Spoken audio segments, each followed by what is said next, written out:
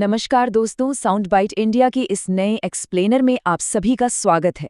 चलिए आज सीधे मुद्दे पर आते हैं और समझते हैं कि आखिर भारतमाला, सागरमाला और पीएम गति शक्ति मिलकर हमारे देश के लॉजिस्टिक सेक्टर में ये इतनी बड़ी क्रांति कैसे ला रहे हैं।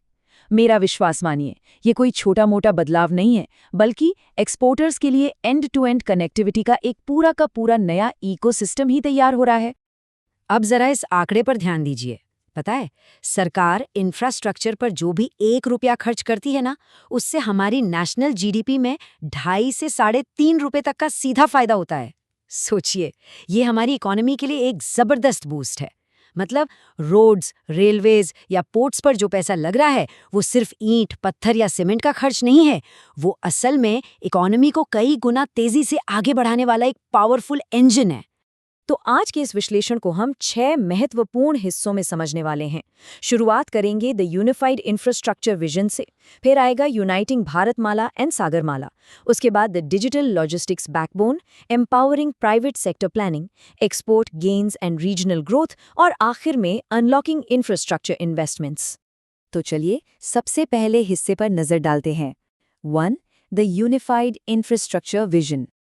आपको याद है, एक वक्त था जब सरकारी विभाग बिना किसी तालमेल के काम करते थे, बिल्कुल किसी केओटिक ऑर्केस्ट्रा की तरह। एक डिपार्टमेंट नई चमचमाती सड़क बनाता था और अगले ही दिन दूसरा विभाग पाइपलाइन बिछाने के लिए उसे खुदवा देता था।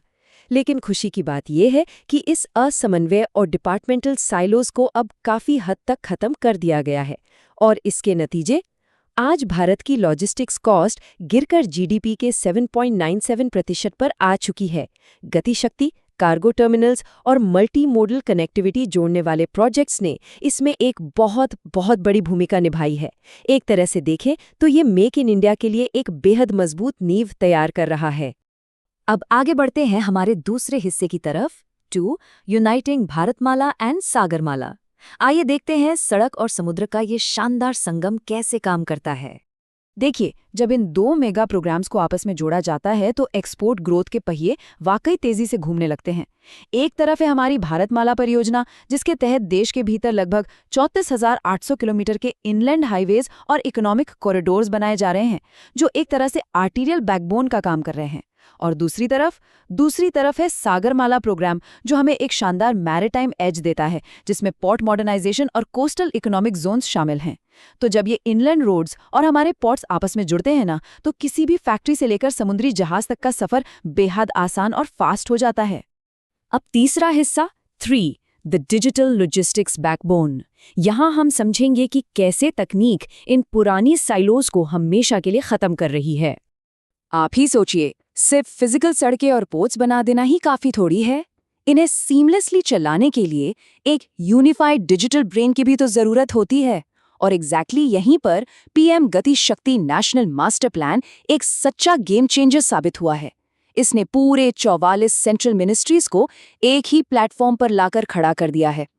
इस प्लेटफॉर्म पर 1600 से भी ज्यादा जियोस्पेशियल डेटा लेयर्स को इंटीग्रेट किया गया है। इसका आसान शब्दों में मतलब ये है कि अब हर मिनिस्ट्री को दूसरे मिनिस्ट्री के प्लान्स का पहले से पता होता है। सब कुछ एक ही मैप पर पूरी तरह से कोऑर्डिनेटेड और मल्टी मॉडल तरीके से प्लान किया जाता है। लेकिन ग्राउंड लेवल पर ये डिजिटल टूल्स आखिर लॉजिस्टिक्स और ट्रेड विजिबिलिटी को बदल कैसे रहे हैं? चलिए इसे 3 आसान कदमों में समझते हैं। सबसे पहले, एक्सपोर्ट इंपोर्ट कंटेनर्स के लिए अब RFID टैग्स अनिवार्य कर दिए गए हैं। दूसरा कदम, लॉजिस्टिक्स डेटा बैंक इन्हीं टैग्स का इस्तेमाल करके रियल टाइम ट्रैकिंग करता है।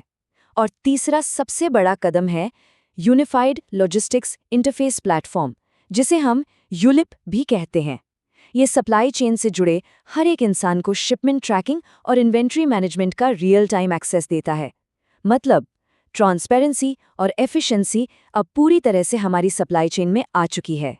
चलिए अब चौथे भाग की बात करते हैं। 4. Empowering private sector planning. पहले क्या था, ये जितने भी ताकतवर डिजिटल टूल्स और डेटा थे ना, ये सब सिर्फ सरकारी डिपार्टमेंट्स तक ही सीमित थे। लेकिन अब पिक्चर बदल चुकी है। यूनिफाइड जियोस्पेशियल इंटरफेस यानी UGI के जरिए प्राइवेट सेक्टर को 250 से ज्यादा गतिशक्ति डेटा सेट्स का रेगुलेटेड एक्सेस दे दिया गया है। सोचो, इससे प्राइवेट कंपनीज और रिसर्चर्स कितने एक्यूरेट और डेटा बैक्ड डिसीजंस ले सकते हैं। जैसे अगर किसी नए प्रोजेक्ट के लिए ऑप्टिमल साइट सिलेक्शन करना हो, किसी सड़क या पाइपलाइन की अलाइनमेंट प्लानिंग करनी हो, या फिर कनेक्टिविटी मैपिंग ही क्यों ना करनी हो। आज प्राइवेट फर्म्स भी अपने प्रोजेक्ट्स को बिल्कुल उसी प्रिसिजन के साथ प्लान कर सकती हैं जैसे खुद सरकार करती है। आगे बढ़ते हैं 5वें हिस्से पर। 5. Export gains and regional growth. तो भाई अब सबसे बड़ा सवाल ये आता है कि ये सारी फिजिकल और डिजिटल इंटीग्रेटेड प्लानिंग ग्राउंड पर आखिर क्या कमाल दिखा रही है। नतीजे वाकई हैरान करने वाले हैं। इस प्लानिंग की वजह से लॉजिस्टिक्स कॉस्ट में सीधे 30 से 50% तक की भारी बचत देखी जा रही है। और ये हवाई बातें नहीं हैं।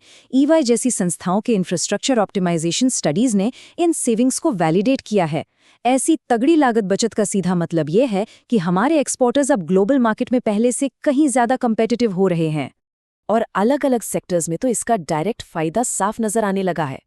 उदाहरण के लिए इलेक्ट्रॉनिक्स सेक्टर को ही ले लीजिए, जो नोएडा और गुरुग्राम से चेन्नई और एयरपोर्ट्स तक इनलैंड कॉरिडोर्स का इस्तेमाल कर रहा है और 15 से 20% एक्सपोर्ट ग्रोथ देख रहा है।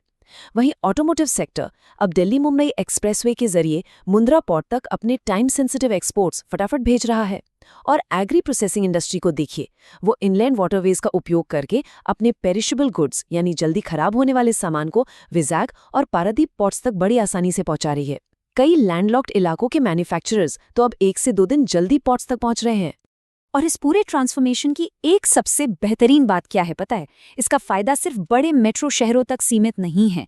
सागरमाला 2.0 के इन्वेस्टमेंट्स और हाईवेज के एक्सपेंशन की वजह से टियर 3 सिटीज, इंडस्ट्रियल कॉरिडोर्स और छोटे रीजनल नोड्स में अभूतपूर्व विकास हो रहा है।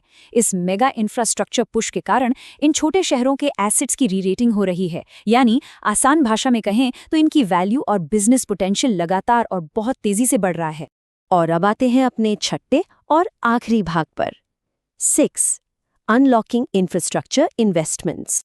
आप में से जो लोग इस बदलते लैंडस्केप में बिजनेस या निवेश के अवसर तलाश रहे हैं, उनके लिए ये जानना बहुत जरूरी है कि हाईवे और पोर्ट एसेट्स को एक साथ जोड़ने वाली ये इंटीग्रेटेड अप्रोचेस एक बहुत ही स्टेबल और long term cash flows generate कर रही हैं। और इसी वजह से रीच और इनविच जैसे लॉजिस्टिक्स इंफ्रास्ट्रक्चर इन्वेस्टमेंट व्हीकल्स में निवेश करना आज इन्वेस्टर्स के लिए बेहद आकर्षक और हाँ, मुनाफा बख्श भी हो गया है। तो दोस्तों, भारतमाला और सागरमाला के इस अनोखे संगम से देश अपनी $1 ट्रिलियन एक्सपोर्ट एम्बिशन की दिशा में बेहद मजबूती से आगे बढ़ रहा है। ये एक नए भारत की तस्वीर है। पर जाते जाते एक बड़ा सवाल, क्या इन तेज बदलावों के साथ भारत आने वाले दशक में दुनिया का सबसे बड़ा लॉजिस्टिक्स हब बन पाएगा? आपको क्या लगता है? आज के इस विश्लेषण से जुड़ने के लिए आप सभी का बहुत बहुत धन्यवाद। अगर आपको इस आर्थिक क्रांति और इंफ्रास्ट्रक्चर ट्रांसफॉर्मेशन को समझने में मदद मिली हो तो sound bite India YouTube channel को लाइक और सब्सक्राइब जरूर करें, ताकि ऐसी ही इन डेप्थ और एंगेजिंग चर्चाएं आगे भी आप तक पहुंचती रहें। मिलते हैं अगले एक्सप्लेनर में।